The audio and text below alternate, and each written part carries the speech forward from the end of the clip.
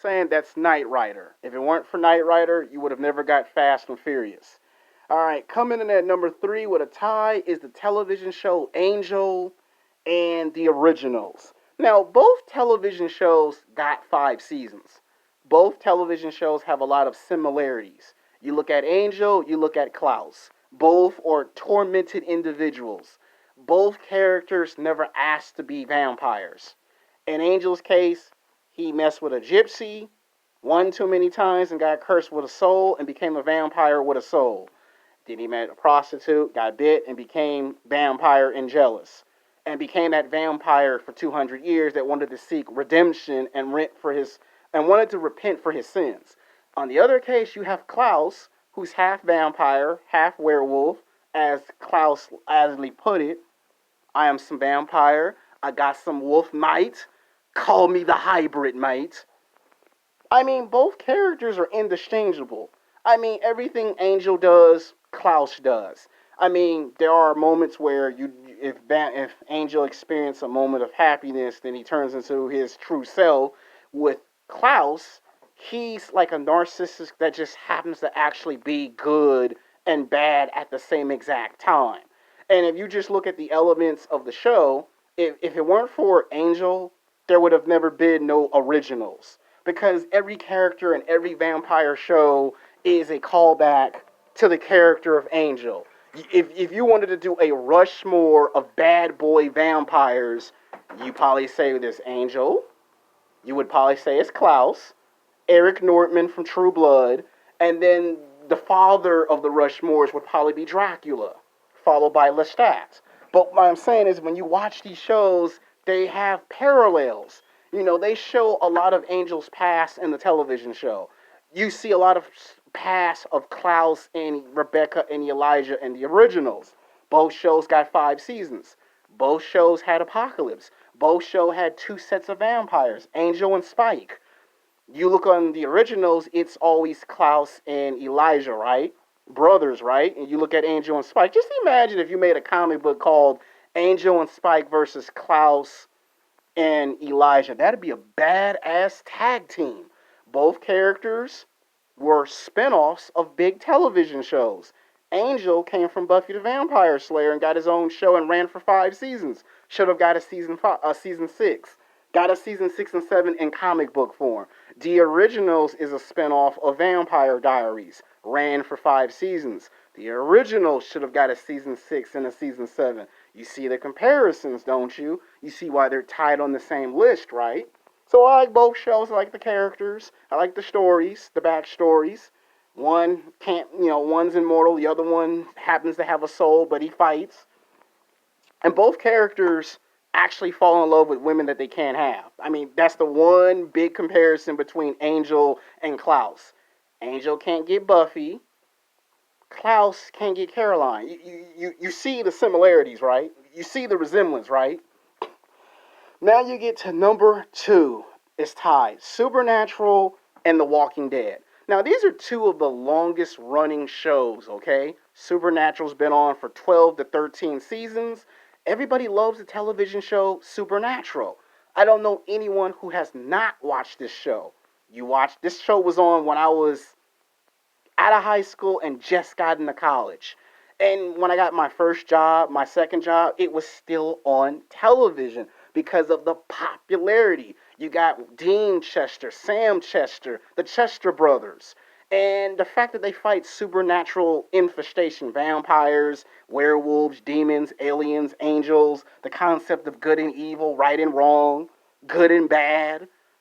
And the fact that this show lasted longer than it was supposed to is incredible. And it's had television crossovers with Lucifer, Lucifer, John Constantine, and another show that's not even on TV no more. But it had a lot of crossovers with other shows and other characters. And it's got like 12 to 13 seasons in 14 years. On the other hand, you have another show that comes in the middle of that popularity and kind of gets on the same level in a span of 5 years called The Walking Dead. Now, The Walking Dead's been on for just about 12, 13 years itself. I mean, it came on in 2005, 2006, and No one had never seen a show get made in a concept about zombies. I would say, remember I told you about the X Files, right? Well, The Walking Dead is like a horror slash psychological slash horror turned into a television concept. The idea that you're a police officer in the States, the South, you wake up in the middle of nowhere and you're forced to fend for yourself, basically. And if it weren't for that show, it would have never gotten as huge as it did because it spun off another show called The Fear of the Walking Dead. And it kind of answered questions about zombies, the fear, the psychological fear of zombies. Yes, there were horror movies. Yes, it was like, what if you took the Night of the Living Dead movie and made it into a television show? It would be called The Walking Dead. And the fact that it got 12 to 13 seasons and it's still on television is amazing in its whole entire run. Now, I stopped watching the show after season 6 or season 7. I couldn't keep up with all the seasons. I have my favorite supervillains. You know, there's the guy with the hook, there's the governor. Jeffrey D. Morgan played that badass character. That brought me back to watch the show because they came up with a new concept for a new villain. Now, as for the Fear Walking Dead, I don't watch that as much. So both these shows are tied at number two: Supernatural and The Walking Dead television show. Now coming in for the number one show, and this is going to be very, very controversial in comic book slash nerd and geek and television and film goer history. This is going to be very controversial. This is going to be debated for like the next 15, 20 years.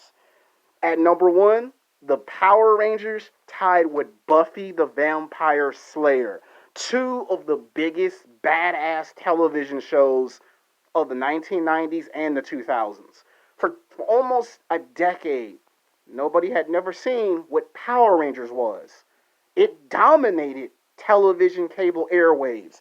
It was competing against the NBA, the NFL, baseball. It was competing against soap operas. No one had never seen a show rival all these shows all at once. Hell, Oprah would be on a time slot, and Power Rangers would come on in the middle or towards the end of her time slot. It was competitive. Power Rangers was like giving these shows a run for its money. And the executive producer was a genius because just when he gave you 5 Power Rangers, he came up with a concept: bring in the Green Ranger, make him a bad Power Ranger. That was the beginning of Jason David Frank's career. We would never know who he was if it weren't for the Power Rangers. The fact that he was the Green Ranger, the White Ranger, Red Ranger twice, the Black Ranger, the Power Ranger movies. The Power Rangers had its popularity and it made him into a household name. Like, he was the man. Like, this guy became such of a bona fide star in television history that everyone remembers taking out those toy power morphers and pretending they're Billy, they're Zach, they're Adam, they're Rocky, they're BJ, but Jason, but we all remember Tommy. It's morphin' time! Dragon Sword! White Tiger Sword! It's morphin' time! They dominated in the 1990s. No show had ever dominated like that. The only show that was doing insane numbers like that was Law and Order. To tell you the truth, Law and Order was just whooping everybody's ass. And it kind of still is. But the point is, that show was on. On the other hand, you have Buffy the Vampire Slayer, another television franchise that would come on at nighttime, and it would give professional basketball, professional football, and baseball competition. It would rival WWE. It would give WCW trouble. And this was a television show where you had characters like Buffy Summers. It was like, what if you had done Spider-Man all over again, but it's a television show and it's a girl kicking ass. You had Angel, you had Oz, you had Xander, you had Cordelia Chase, you had Wendell Price, Giles. Yes, I know my shit. You have Willow. You have all these badass characters on this show. Now, this show ran for 7 seasons. It's got comic books, graphic novels, and the idea that you could be picked as the Slayer to fight vampires and werewolves, and the fact that she could kick your ass was the beginning of all these television shows that we have today. So if you really think about it, why Power Rangers and Buffy are tied at number one, I know that's very controversial. Some should say right off the back it should be Power Rangers. Some say it should be Buffy, but they're both tied at number one. Is because if it weren't for the Power Rangers, and if it was not for Buffy the Vampire Slayer, there would be no Vampire Diaries, no originals. There would be no American Horror Story.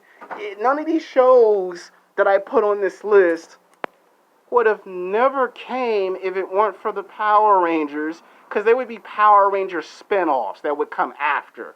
Like shows like Big Bad Beetleborgs, Super Samurai, that was another big show. Super Samurai kind of came before Power Rangers, but it fell apart because, the actor wanted more money, he was getting older, and he just did not have that charisma and that charm that Jason David Frank provided in Power Rangers. So you had shows like Super Samurai and Big Bad Beetleborgs and VR Troopers become Power Rangers spinoffs, but none of them were not Power Rangers. Then you look at Buffy the Vampire Slayer. Buffy the Vampire Slayer gave birth to True Blood, Vampire Diaries, the originals. It gave birth to these shows. Teen Wolf. Teen Wolf gets compared to Buffy the Vampire Slayer. So if it weren't for these shows, especially Being Human, I know y'all probably wonder why I didn't put Being Human on here, but if it weren't for Buffy, none of those shows would have never came into existence. So that's why they're both tied at number one. Both franchises have had spinoffs. Both franchises have had movies, comic books, graphic novels, posters, trading cards, action figures. You go to any Comic Con, any Wonder Con, any anime convention, any convention of science fiction, horror, period. Power Rangers and Buffy the Vampire Slayer comes up the most. Yes, Supernatural and The Walking Dead are going to be